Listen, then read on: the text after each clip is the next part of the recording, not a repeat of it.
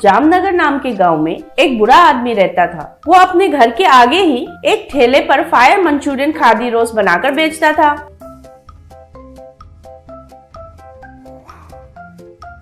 पहले रोटी को तवा में तेल डालकर अच्छा पकाकर उसके बीच में वेज मंचूरियन डालकर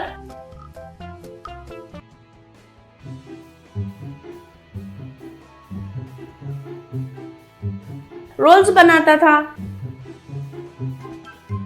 उधर आने वालों को देता था तो वे बहुत पसंद से खाते थे।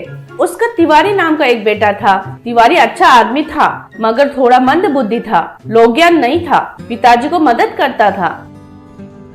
एक दिन पिताजी, बेटा तिवारी, मैं और ज्यादा दिन नहीं जीऊंगा जैसा लग रहा है। मेरे मरने के बाद व्यापार को तुमको ही संभालना होगा। तुम्हें मुझे 3 वादे करना होगा और उनका पालन करोगे कहकर मुझे वादा करना होगा कहकर हाथ दिया। तब तिवारी, बताइए पिताजी, वो क्या है? जरूर पालन करूंगा कहकर वचन दिया। फिर पिताजी, पहला वाला, तुम घर से दुकान जाने के लिए धूप में पैदल नहीं जाओगे। और दूसरा, हर रोज तुम सिर्फ चावल ही खाओगे। फिर तीसरा, तुमको हफ्ते में 1 बार शादी करना होगा कहा। तब वो सलाह कुछ भी न समझकर तिवारी सर खुजाने लगा। फिर थोड़े दिन बीतने के बाद पिताजी गुजर गए और तिवारी बहुत दुखी था। बाद में उसके पिता को दिया हुआ वचन को याद करके तिवारी, पिताजी ने पहला वादा धूप में नहीं चलने के लिए लिए थे, उसके लिए क्या करूं?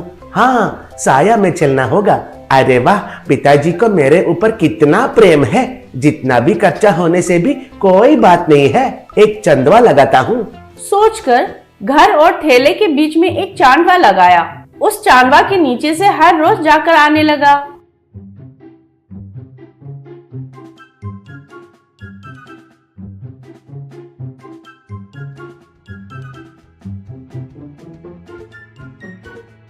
और तीनों वक्त पर सिर्फ चावल ही खाने लगा।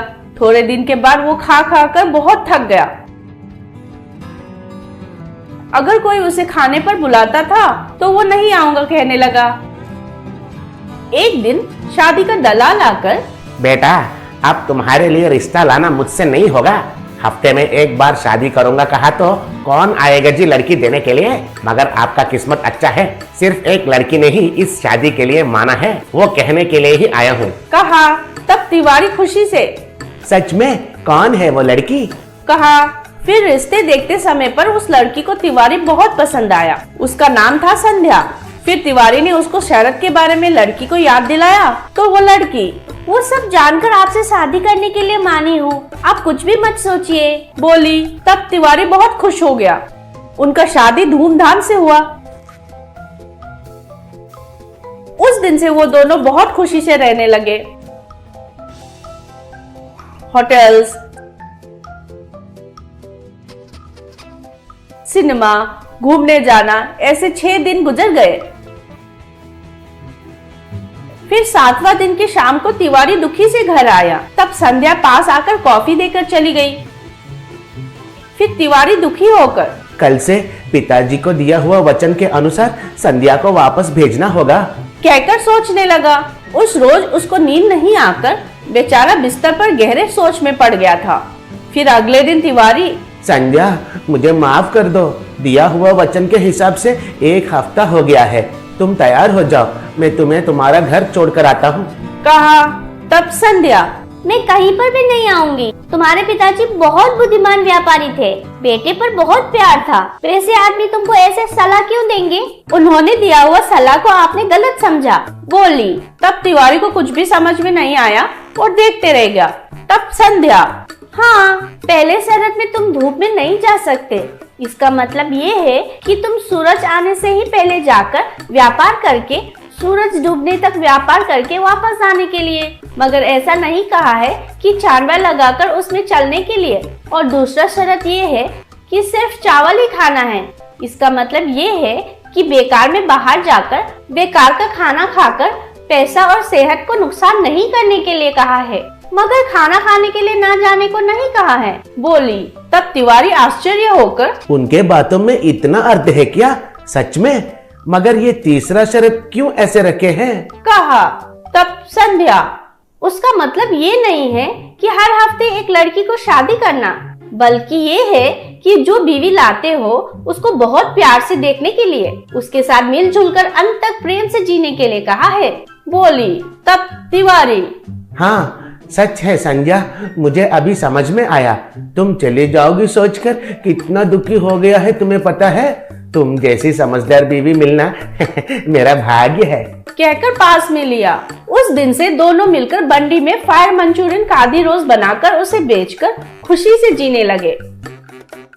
हिमाचल प्रदेश के राज्य में एक छोटा सा गांव था। उसमें ठंड की मौसम आया तो जोर से बर्फ गिरता था। लोग तो स्वेटर्स और मफलर्स के बिना बिल्कुल बाहर ही नहीं आते थे। पैसे वाले घर में हीटर्स लगाते थे तो गरीब वाले लकड़ी जलाकर सर्दी से बचते थे। वही गांव में देवानंद कहकर एक आदमी एक छोटा सा घर में उसकी पत्नी गोमती और बेटा बन्नी के साथ जी रहा था। उसका एक पूरी का थैला था, उधर वो पूरी बनाकर आए ग्राहकों को देता था।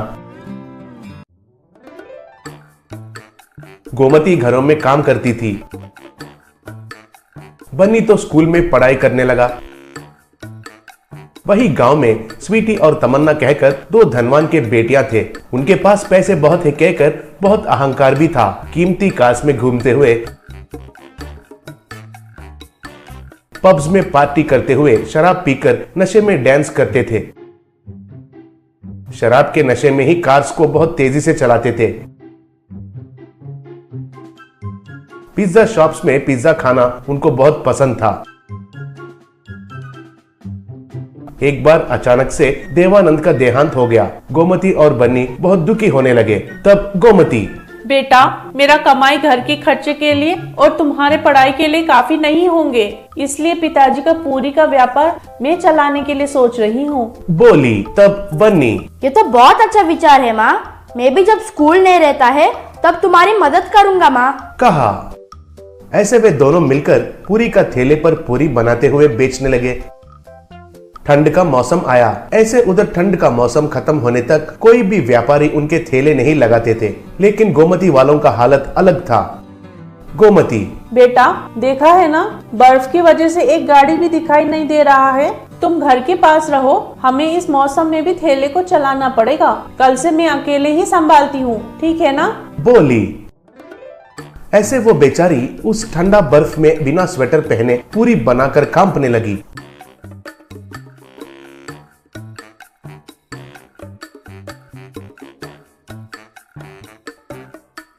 एक दिन स्वीटी और तमन्ना पिज्जा शॉप में उनके कार पर आए, लेकिन वो शॉप बंद हुआ था।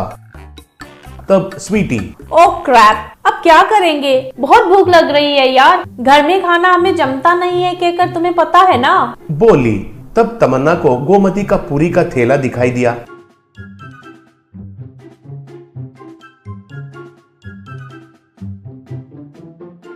तब तमन्ना, उधर देखो, गरम गरम दिख रहा है वो पूरी।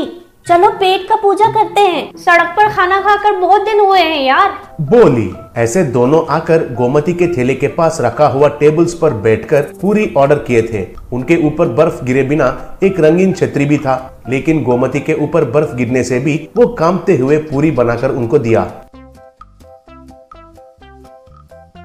वे ऐसे पूछ पूछ कर बहुत सारे पूरियां खा लिए थे।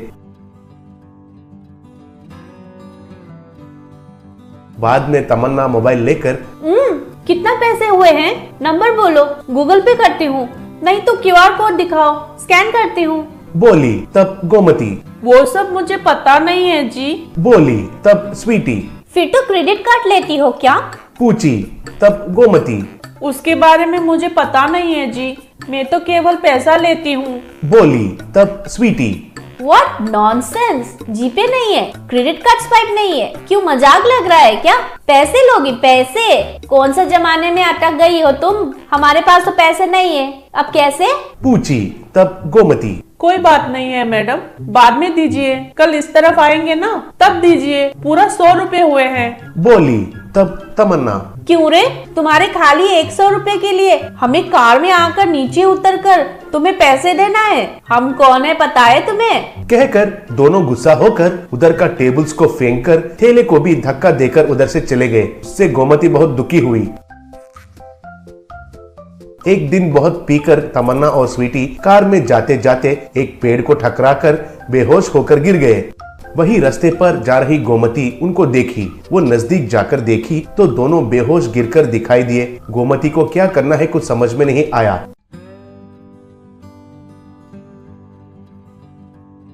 भाग्य अच्छा था कि तभी उधर से एक एम्बुलेंस गुजरने लगी। गोमती तुरंत उसे रोककर उनसे जो हुआ वो बताई। ऐसे वे सब मिलकर उन दोनों को एम्बुलेंस में चढ़ाकर अस्पताल में भर्ती किए थे।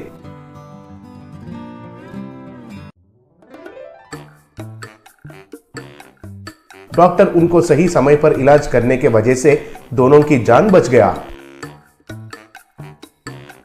बाद में दोनों को होश आकर डॉक्टर को धन्यवाद कह रहे थे, तब डॉक्टर, आप थैंक्स मुझे नहीं कहना चाहिए, इनको कहना चाहिए। सही समय पर आपको देखकर इधर लेकर आई है, नहीं तो बहुत खतरा हो सकता था। कल से ये औरत इधर ही रुकी हुई है, कहा। तब वे दोनों गोमती को पहचाने और उनको गले में लेकर दोनों ने धन्यवाद कहे। तमन्ना, उस दिन आपका अपमान करने से भी आपने कुछ भी मन में रखे बिना हमारी जान बचाया। आपका ये एहसान जिंदगी भर नहीं भूलेंगे, बोली। तब स्वीटी, हाँ, अब से हम तुम्हारी मदद करेंगे। मेरे डैडी से कहकर तुम्हें एक अच्छा सा नौकरी दिलवाती हूँ, बोली। तब गोमती खुश होकर उनको प्रणाम किया।